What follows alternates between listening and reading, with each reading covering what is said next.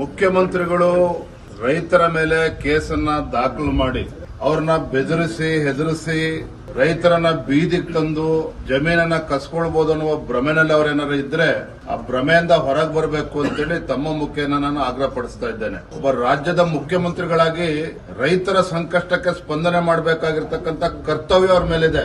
ಈ ರೀತಿ ದಬ್ಬಾಳಿಕೆ ಮಾಡೋದಕ್ಕಲ್ಲ ನೀವು ರಾಜ್ಯದ ಮುಖ್ಯಮಂತ್ರಿಗಳಾಗಿರುವಂತದ್ದು. ಹಾಗಾಗಿ ಈಗಲೂ ಕೂಡ ಕಾಲ ಮಿಂಚಿಲ್ಲ, ಜನ ಬೀದಿಗಿಳಿದಾಗಿದೆ. ಇವತ್ತು ಬಿಡದಿ ವಿಚಾರದಲ್ಲಿ ಟೌನ್ಶಿಪ್ ಬಗ್ಗೆ ತಲೆ ಕೆಡಿಸ್ಕೊಳ್ದೇನೆ ಉತ್ತರ ಕರ್ನಾಟಕದ ಅಭಿವೃದ್ಧಿ ಬಗ್ಗೆ ತಲೆ ಕೆಡಿಸ್ಕೊಳ್ಳಿ.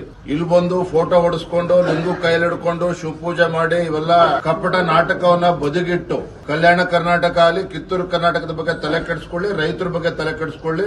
ರೈತರ ಇವತ್ತು ಆದ್ಯತೆ ರಾಜ್ಯದ ಮುಖ್ಯಮಂತ್ರಿಗಳಿಗೆ ಕಾಂಗ್ರೆಸ್ ಸರ್ಕಾರಕ್ಕೆ ಆಗ್ಬೇಕೇ ವಿನಃ ಟೌನ್ಶಿಪ್ಗಳಲ್ಲ. ಟೌನ್ಶಿಪ್ ಅಗತ್ಯತೆ ಇದೆಯಾ? ಖಂಡಿತ ಅಗತ್ಯತೆ ಇದೆ.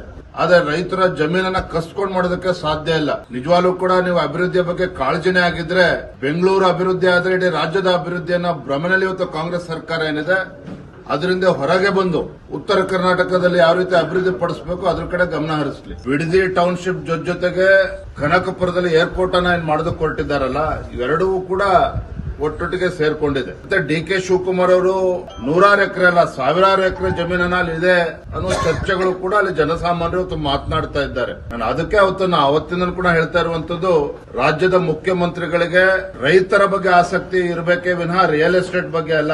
ರಿಯಲ್ ಎಸ್ಟೇಟ್ ಬಗ್ಗೆ ಮರೆತು ರೈತರ ಬಗ್ಗೆ ಆಲೋಚನೆ ಮಾಡಿದ್ರೆ ಬಹುಶಃ ಇವತ್ತು ಬಿಡದಿನಲ್ಲಿ ರೈತರು ಬೀದಿಗಿಳಿದು ಹೋರಾಟ ಮಾಡುವಂತ ಪರಿಸ್ಥಿತಿ ನಿರ್ಮಾಣ ಆಗ್ತಾ ಇರಲಿಲ್ಲ. ಮುಖ್ಯಮಂತ್ರಿಗಳ ಆದ್ಯತೆ ಏನು ಅಂತೇಳಿ ಇದರಲ್ಲೇ ಗೊತ್ತಾಗ್ತದೆ.